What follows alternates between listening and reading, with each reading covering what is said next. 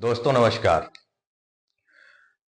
करणी सेना और समाजवादी पार्टी में तो सब जो सियापत चल रहा है उसको तो आप देख रहे हैं। इसके पीछे कारण क्या है कि बात इतनी बढ़ गई? राणा सांगा जी को क्यों बीच में ये सब लोग लेकर आए? आप संसद पे नियम कानून बनाइए। आप किसी को बुरा भला कह रहे हैं, किसी के ऊपर लांछन लगा रहे हैं बगैर पूरा इतिहास बताए।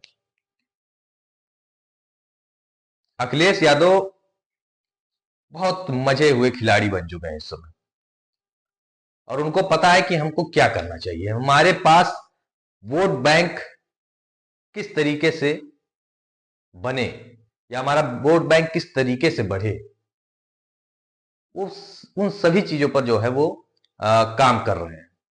उनकी जो राजनीतिक रणनीति है उसमें जो पीडीए नाम का जो कॉन्सेप्ट उन्होंने लाया है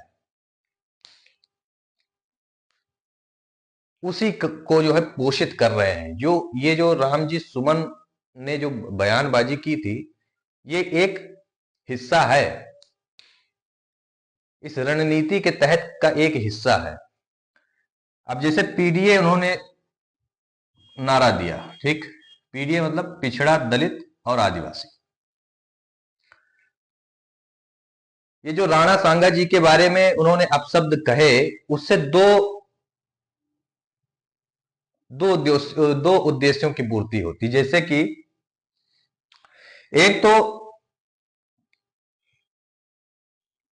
मुस्लिमों का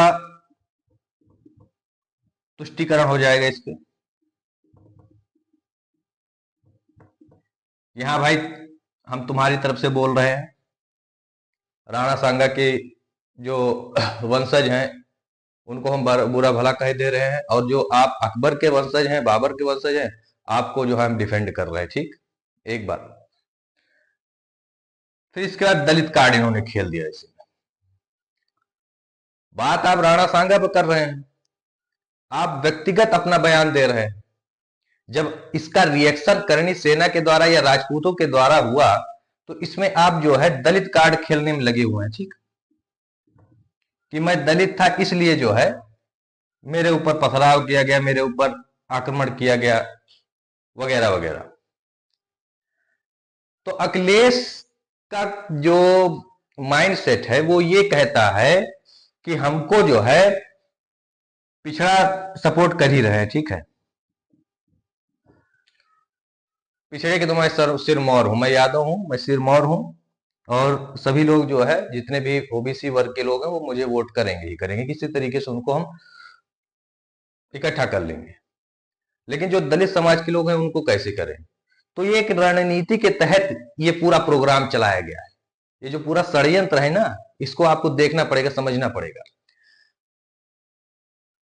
ऐसा नहीं कि रामजी सुमन ने ही केवल ये कहा कि दलित। सपा पार्टी के, समाजवादी पार्टी के जितने भी लोग हैं वो दलित कार्ड खेलने में लगे हुए हैं, चाहे उनका कोई जनरल कास्ट का जो है कैंडिडेट हो या पार्टी का कार्यकर्ता हो।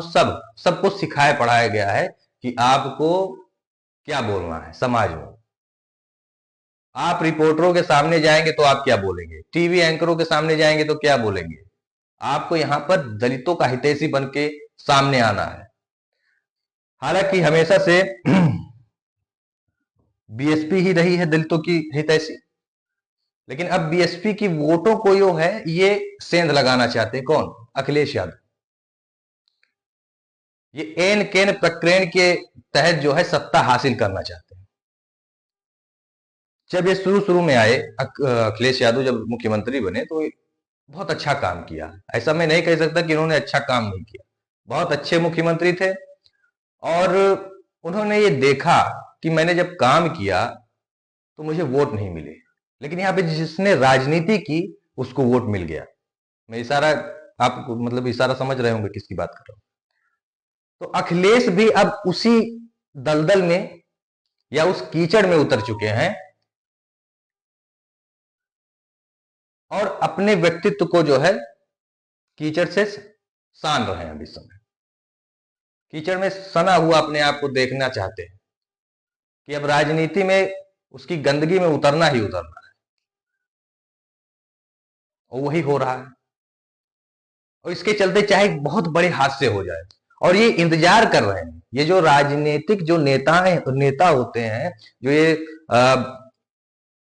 राजनीति करने वाले लोग होते हैं, ये केवल और केवल हादसों दुर्घटनाओं के ऊपर जीवित रहते हैं। इनको अगर दुर्घटना जीवी कह दिया जाए तो गलत नहीं होगा। ये कुछ ना कुछ हादसा भी करा लेंगे इसमें। अब इसमें करणी सेना भी शामिल हो गए, उनके तो भावनाओं को जो है इन लोगों ने आहत कर ही दिया है। और इनको चाहिए दलित का वोट, ये अपना दलित कार्ड खेलते रहेंगे। अभी इंद्रजीत सरोज नाम के एक व्यक्ति हैं जो कि इलाहाबाद से आते हैं, वो विधायक भी रहे हैं, तो वो बहुत बड़े नेता हैं समाजवादी पार्टी के। उन्होंने जो है महिमा मंडन कर दिया गजनबी का, मोहम्मद गौरी का, कि वो आए तब फिर इसके बाद जो है हमको स्वशासन मिला, हमको जो है शक्ति मिली, किसको? दलितों को। तो एक प्रकार से लुटेरों को भी जो है वो महिमा मंडित करने में लगे हुए हैं। कौन? समाजवादी पार्टी के लोग। तो सारा खेल मैं समझ रहा हूं और आपको भी समझना चाहिए। अरे राजनीति करिए, लेकिन इतनी भी राजनीति ना करिए कि कोई हादसा हो जाए, कोई बहुत बड़ा जो है कांड हो जाए इसमें, अभी कहीं किसी की हत्या हो जाए, कहीं बहुत बड़े दंगे हो जाए इसमें, तो कौन इसका जवाबदेही होगा? राजपूतों की बस यही एक मांग है कि आप माफी मांग लीजिए, माफी मांग लीजिए, काम खत्म हो जाए। लेकिन नहीं। अच्छा, वो भी करणी सेना वाले भी, वो भी इसी चीज में लगे हुए हैं। मैं तो कहता हूं करणी सेना को कि एक सेना आप भेज दीजिए बंगाल, बंगाल भेज दीजिए, वहां बड़े दंगे हो रहे हैं, उसको थोड़ा सा शांत करवा दीजिए। आपको दोनों तरफ पकड़ना पड़ेगा ना। एक तरफ या तो आप जो है अपनी जो सेना है बंगाल की तरफ भेज दीजिए, और या तो इनसे माफी मंगवा लीजिए, राम जी सुमन से।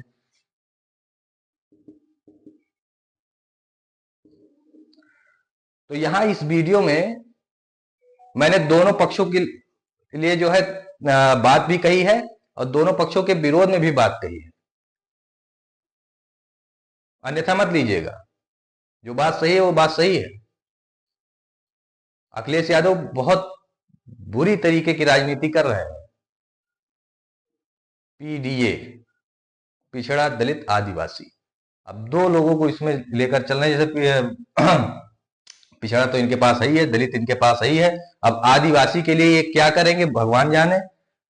साथ में इनका जो एम है, एम फैक्टर, ये तो हमेशा रहता ही है इनके साथ। ठीक है, तो मुस्लिमों की तुष्टीकरण भी हो रही है इसी के साथ, और दलितों के ये हितैषी बन रहे हैं। ये सारा प्रकरण इसीलिए हो रहा है, आपको समझना चाहिए। ये इन्हीं के वोट के लिए हो रहा है, क्योंकि मात्र पिछड़ा वोट जो है वो लेकर ये सरकार में नहीं आ सकते हैं। और जो जनरल कास्ट के लोग हैं वो सपा से थोड़ा सा खफा है, सपा से थोड़ा खफा है, तो जनरल कास्ट को आप छोड़ ही दीजिए। और पिछड़े में भी बहुत से ऐसे लोग हैं जो सपा को वोट नहीं करते हैं। ठीक, उनका मानना है कि केवल यादव लोगों को जो है इसमें प्रेफरेंस दिया जाता है।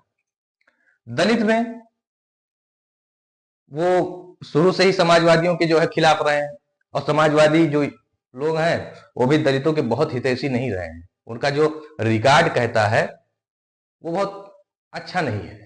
ठीक, तो दलितों के बारे में ये एकदम लगे हुए हैं कि हाँ, किसी तरीके से दलितों को तोड़ के अपने समाजवादी पार्टी का हिस्सा बनाया जाए, इनके वोट लिए जाए और सरकार बनाई जाए उत्तर प्रदेश में। ठीक है, और कुछ नहीं है। ये जितने भी सियापे चल रहे हैं, ये जितने भी नौटंकी चल रही है, और एक महान व्यक्तित्व वाले राणा सांगा जी के बारे में इतने गलत, इतने अभद्र भाषा का जो प्रयोग जो है इन्होंने राम जी सुमन ने किया है, बहुत निंदनीय है। ठीक है, जय हिंद, वंदे मातरम।